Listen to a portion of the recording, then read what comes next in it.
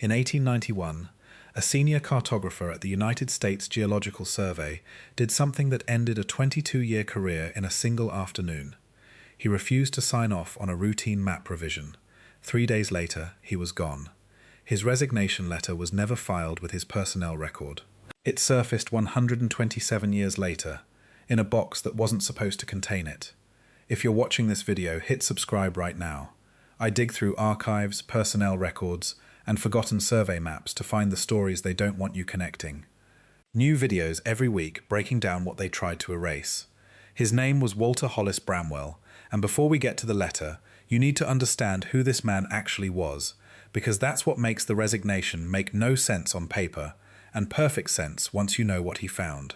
Bramwell was born in 1849, in a small township in Vermont, the son of a surveyor who worked for the railroads, laying preliminary route lines through the Green Mountains. He grew up with a transit level in his hands before he could properly read a newspaper. By 17, he was assisting his father on survey crews.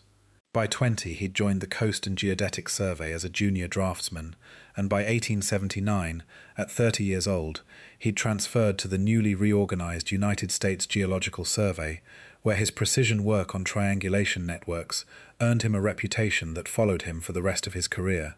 Colleagues described him in letters and internal memoranda as meticulous to the point of obsession. He didn't estimate, he measured. He didn't approximate a boundary line. He walked it, chained it, recorded it in a field notebook in a handwriting so consistent that later archivists could identify his entries without checking the signature. Over the next decade, he worked on some of the most significant interior survey campaigns of the era, mapping stretches of the Kansas and Nebraska territories, portions of the Dakota Badlands, and sections of what would later become eastern Colorado. He was not a famous man. He was not the kind of name that ends up in textbooks. He was the kind of man whose work ends up underneath every map that came after him, invisible, foundational, the sort of person history depends on without remembering, which is exactly why what happened to him matters, because men like that don't throw away pensions over nothing. In June of 1874, Bramwell was assigned to a survey party, working a remote stretch of territory along what field records list only as the Western Triangulation Corridor, a region that straddled the disputed edge between organized and unorganized territory at the time. His field notebook from that summer, which survives today in fragmented form, describes something his supervising officer's report does not. On June 3, 1874, Bramwell recorded reaching what he called Station 14, a benchmark point his party was meant to establish and photograph for the permanent triangulation network. His notes for that day are longer than any other entry in the notebook, nearly 4 full pages, cramped handwriting running into the margins. He describes cresting a low ridge and finding, in his words, a settlement of considerable size and considerable permanence, laid out with wide avenues intersecting at a central plaza, structures built of dressed white stone, several of them domed, one rising higher than the rest, with what he described as a metallic apex that caught the afternoon light in a way that, and I'm reading his exact phrasing here, hurt to look at directly. He wrote that the settlement appeared, again his words, long established, not a frontier outpost, not a mining camp, not the kind of temporary construction you'd expect from that era in that territory. He estimated the population at several thousand, based on visible structures, and what he called orderly cultivated fields, extending beyond the town's edge. He noted the absence of any fortification, any defensive structure, which struck him as unusual given the region's history. He photographed it, 3 plates, according to his equipment log for that day. He labeled the location Station 14 because, per standard procedure, unincorporated and unnamed settlements were assigned numerical survey designations pending formal registration. That numerical designation is the last official trace of that place existing anywhere in the federal record. Bramwell's supervising officer that season was a man named Elias Thorne, whose own report for the same period, filed with the Regional Survey Office in September of 1874, makes no mention of any settlement at that location. Thorne's report describes the Western Triangulation Corridor as, quote, sparsely vegetated, unpopulated terrain, suitable for benchmark placement, end quote. 2 men, same survey party, same summer, same coordinates, Two completely irreconcilable accounts. For over a decade, that discrepancy sat buried in separate filing systems: Bramwell's personal field notebook stored with his private papers, Thorne's official report filed with the Department of the Interior, and nobody cross-referenced the two because nobody had reason to. Bramwell continued his career. He married in 1876, had 2 children, bought a modest home in Washington, D.C., not far from the survey offices, and by all accounts lived an unremarkable domestic life while quietly becoming one of the most trusted senior cartographers in the department.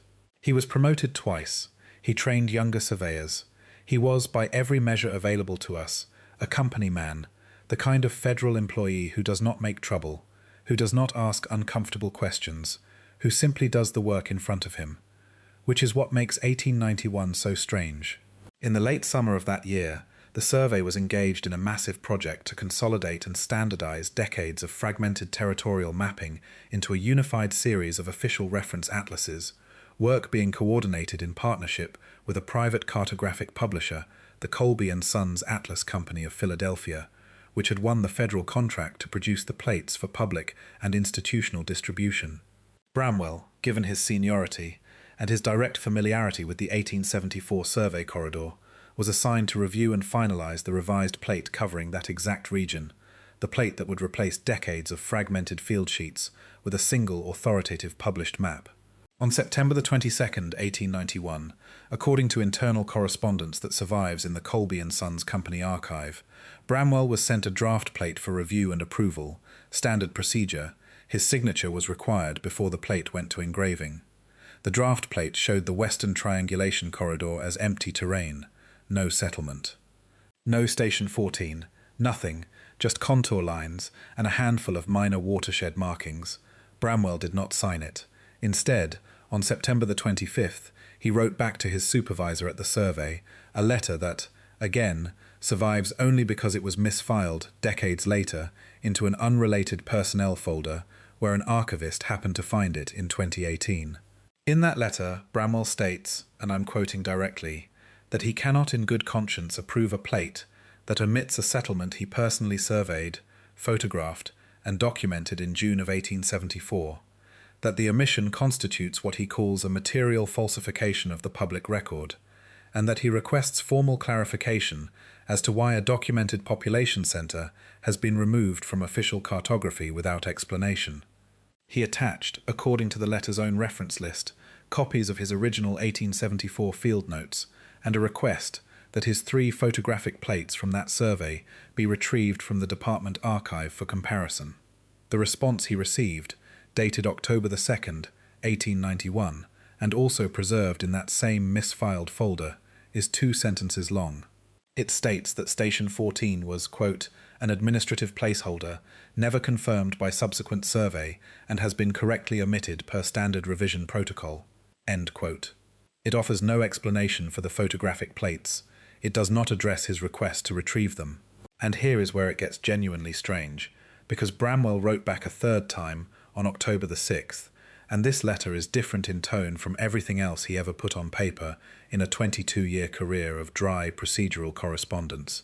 He writes that he personally requested the retrieval of his 1874 photographic plates from the archive room on October the 4th, and was informed by the archive clerk that no such plates exist under his name or under the Station 14 designation, that the relevant ledger entry itself appears to have been altered, the ink noticeably different from surrounding entries, and that when he requested to speak with the clerk's supervisor about the discrepancy, he was told, and again this is Bramwell's own words in his own letter, that continued inquiry into this matter would not reflect well on his standing with the department. 3 days later, on October the 9th, 1891, Walter Hollis Bramwell resigned. His resignation letter, the one that surfaced in 2018, is 4 pages, far longer than any standard resignation of the era, and it reads less like an administrative formality and more like a man trying to leave a record behind, in case nobody ever asked the right questions again. He writes that he has spent 22 years believing the purpose of his work was to create an accurate and permanent record of the American landscape for the benefit of future generations, and that he can no longer perform that work in good faith knowing that the record is being deliberately altered by people with the authority to make inconvenient places disappear.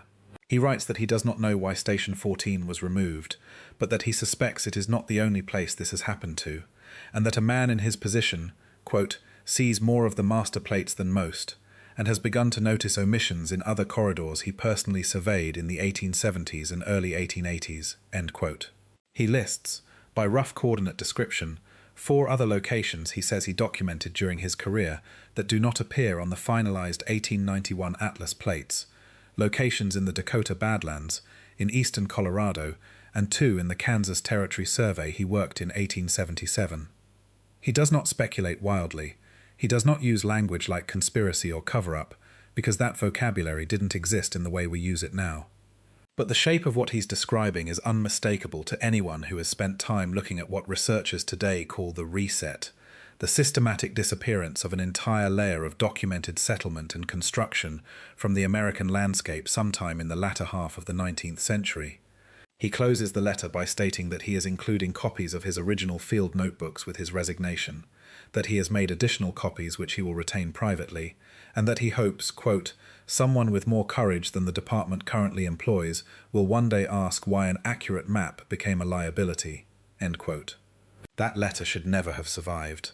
Resignation letters from that era, particularly ones containing what would have been considered inflammatory allegations against the department, were routinely destroyed, or in cases the department considered sensitive, sealed under restricted access designations that in practice meant permanent removal from public reference. This one survived by accident, filed decades later, likely sometime in the 1930s during a records reorganization, into a personnel folder belonging to an entirely unrelated survey employee, a draftsman named Cornelius Ashby, who worked for the department in the 1920s and had no connection to Bramwell whatsoever. It sat there, misfiled and invisible, for the better part of 90 years.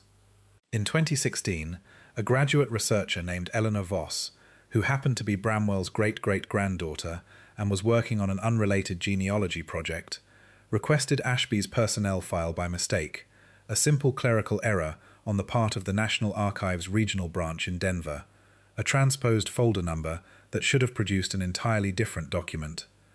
What she received instead was 4 pages that had her own family's name on them, a name she recognized instantly because her grandmother had spoken about Walter Bramwell for years, always vaguely, always with the same unresolved detail, that he'd left government service under circumstances the family never fully understood and never fully discussed. The archivist who processed her request, a woman named Margaret Doyle who has worked at that branch for over 2 decades, later told researchers that she almost refiled the letter immediately, as an obvious clerical accident, standard procedure when a request produces the wrong document, but something about the content made her pause long enough to photocopy it before returning the original to storage. That photocopy is the reason this story exists at all, because when Eleanor Voss went back 18 months later, in early 2018, to formally request access to the original letter for her research, the folder had been reprocessed, and the letter was gone, not destroyed exactly, but reclassified under a restricted access designation that requires a formal request and departmental review before any researcher can view it again, a process that, as of the recording of this video, has been pending for over 3 years without resolution. Eleanor Voss did not stop there, and this is where the story stops being about one man and starts being about a pattern that connects to everything this channel has spent months documenting. She took her great-great-grandfather's own listed coordinates, the 4 locations he mentioned in his resignation letter as having disappeared from official atlases, and she started cross-referencing them against later survey records, county historical societies, and, critically, against the broader catalogue of anomalies that independent researchers in the alternative history community have spent years compiling under the umbrella of what's called the Tartarian Reset Framework. What she found lines up with a pattern this channel has traced before. Every location Bramwell listed sits within the same broad geographic band, where researchers have already documented dozens of so-called ghost settlements, places that appear on pre-1880 survey sheets and private correspondence, but vanish entirely from the standardized atlases published in the 1890s and afterward. The timing is not incidental. It's the exact same window, roughly 1885 to 1900, when researchers have already established that the world's Columbian Exposition buildings in Chicago, structures that were supposedly temporary exhibition halls built from plaster and wood in under 2 years, showed construction details, foundation work, and stonework precision entirely inconsistent with an 18-month timeline.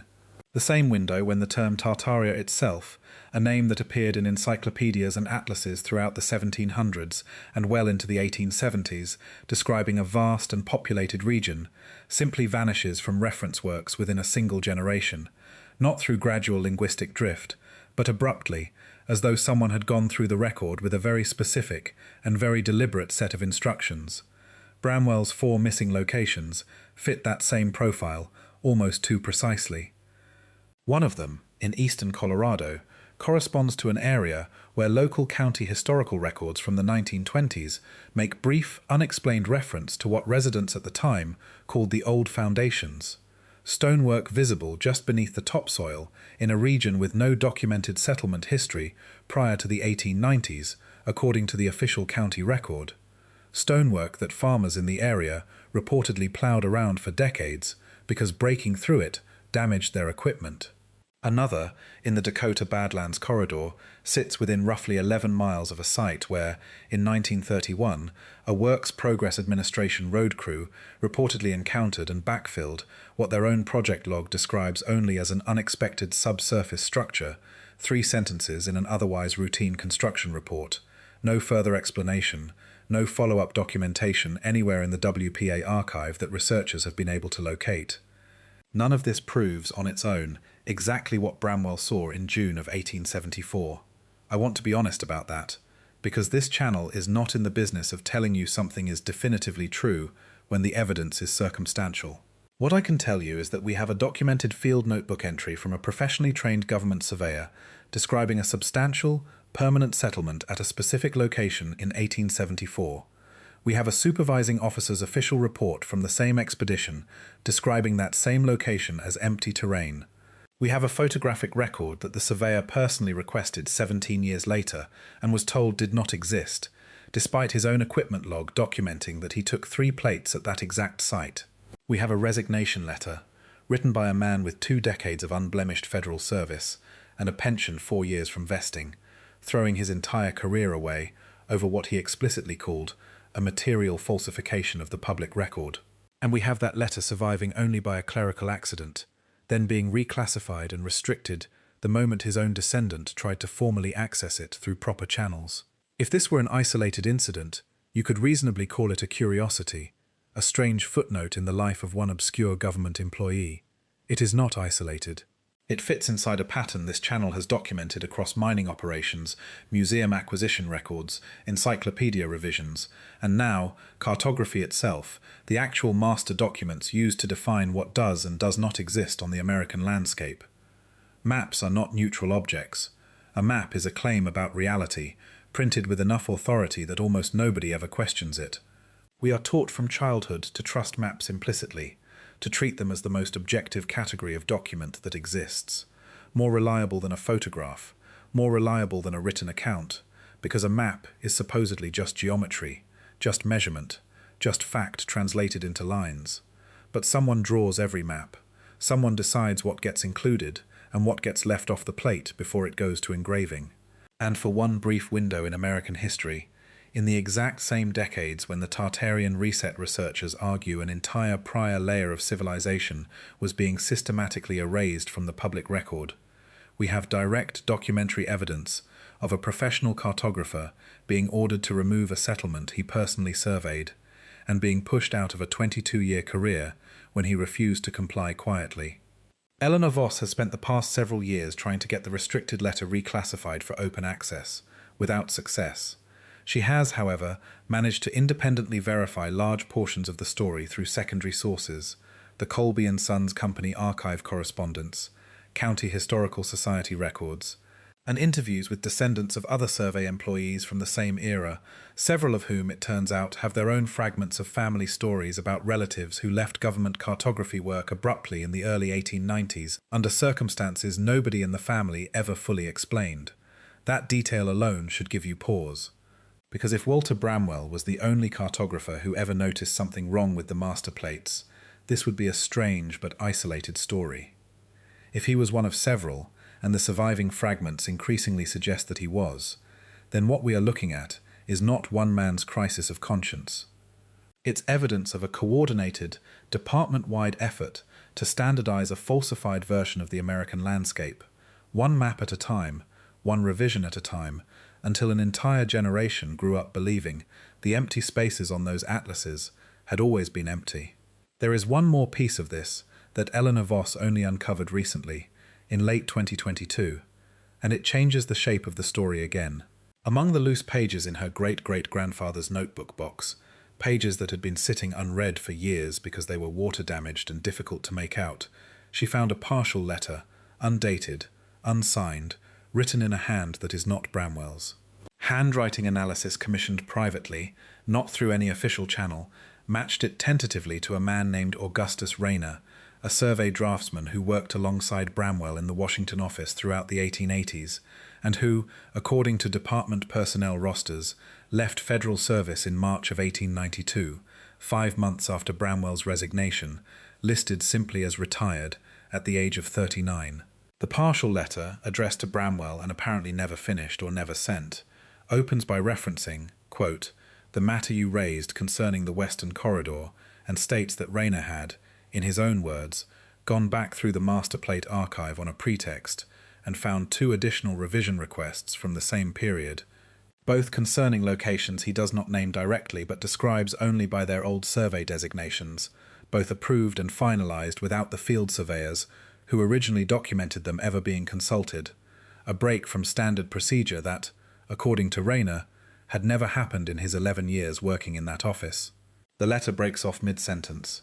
There is no way to know whether Rayner finished it, whether he sent a version of it that has since been lost, or whether his own abrupt departure from the department 5 months later had anything to do with what he'd apparently uncovered. But if you set his timeline next to Bramwell's, the pattern gets harder to dismiss as coincidence.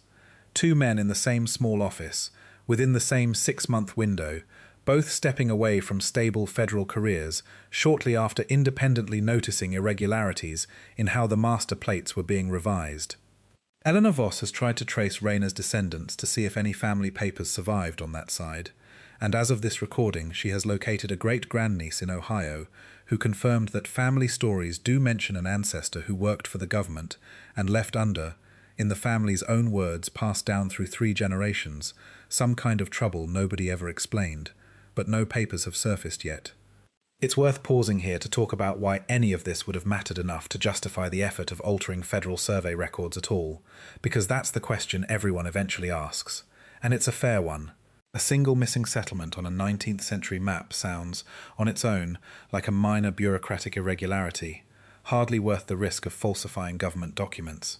But researchers who have spent years mapping the broader pattern of what disappeared during this exact window argue that it was never about one settlement at a time.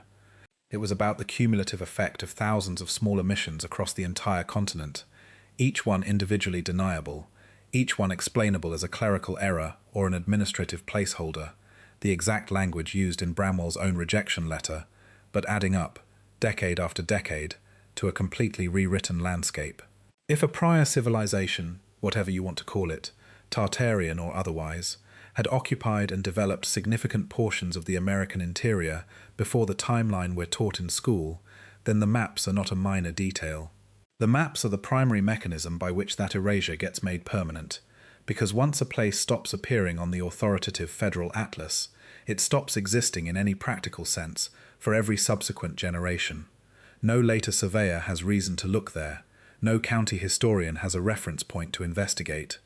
No researcher, until someone like Eleanor Voss stumbles onto a misfiled letter by clerical accident, has any way of knowing there was ever anything to look for at all. That is what makes Bramwell's resignation letter matter so much more than its 4 handwritten pages would suggest. It is not proof of a lost civilization. It is proof that the mechanism researchers have long suspected, the deliberate, bureaucratic, plate-by-plate erasure of inconvenient locations from the official record, actually happened, documented in the exact words of a man who was inside the process and refused to participate in it. There is also the matter of what happened to the Colby and Sons Atlas Company itself, because if a private publisher was knowingly finalizing plates with material omissions at the direct request of a federal department, that is not a small detail either. Company correspondence that survives in a limited university business history collection shows that Colby and Sons held the Federal Atlas contract continuously from 1884 until 1897, an unusually long and unusually exclusive arrangement for the era, when most federal cartographic work was rotated among competing publishers, specifically to avoid the appearance of favoritism. In 1897, the company was quietly absorbed into a larger publishing conglomerate. Its senior partners retired with what the business records describe only as a settlement, no further detail given, and its printing plates, the physical engraved copper plates used to produce every atlas the company ever published under that federal contract, were listed in an 1898 inventory as destroyed by fire, a fire that does not appear in any Philadelphia Fire Department record from that year, a discrepancy a local historical researcher flagged independently in 2019 without ever connecting it to Bramwell's story, simply because she was researching printing history and found the same gap Eleanor Voss would later find approaching it from a completely different direction. When two unconnected researchers, working years apart on entirely different projects, both stumble into the same unexplained hole in the record, that is usually a sign you are looking at the edge of something larger than either of them realized they were standing on. Walter Hollis Bramwell died in 1919, 28 years after his resignation, largely forgotten, working for the remainder of his life as a private land surveyor for a modest firm in Washington, a significant step down from his federal career, and by every account available to us, he never spoke publicly about what happened at the survey. He kept his private copies of his field notebooks, though, the ones he mentions retaining in his resignation letter, and those notebooks passed down through the family for 4 generations until Eleanor Voss inherited a box of them in 2015, a year before the misfiled letter accidentally landed in her hands, which is itself a strange enough coincidence that she's mentioned it more than once in her own research notes. Those notebooks, the surviving fragments from 1874 and the years surrounding it, are where the 4 missing locations come from, cross-referenced against his resignation letter, and now against the broader catalogue of ghost settlements this community has spent years piecing together from county records, mining logs, newspaper archives, and old survey plates that somehow escaped the same revision process his 1891 assignment was designed to complete. If you own family papers from a relative who worked in surveying, cartography, or federal land administration in the 19th century, I want you to actually go through them, not skim them, actually read the field notes if you have any, because Eleanor Voss found her family's hidden history by accident, in a misfiled folder that should never have reached her, and there is no way to know how many other Bramwells are sitting in boxes in attics and archive basements right now, their notebooks never cross-referenced, their resignations never questioned, their missing settlements simply absorbed into the empty terrain of a map nobody thought to challenge. The official record says the Western Triangulation Corridor was always sparsely vegetated, unpopulated ground. One meticulous, unremarkable, thoroughly professional government surveyor personally measured, chained, and photographed something else entirely, put his career on the line to say so in writing, and was quietly erased from the story just as completely as the settlement he was trying to protect. The letter sits in a restricted file in Denver right now, waiting on a departmental review that has taken over 3 years and counting. The notebooks sit in a box in Eleanor Voss's home. The 4 missing locations sit exactly where Bramwell said they would, still unexplained, still absent from every atlas printed after 1891. And the question this leaves us with is not really about one map, or one man, or one settlement in an unnamed corner of the American interior in the summer of 1874. It's about how many other Station 14s are sitting under the empty spaces on the maps you grew up trusting, without ever once asking who decided what belonged there, and who decided what didn't.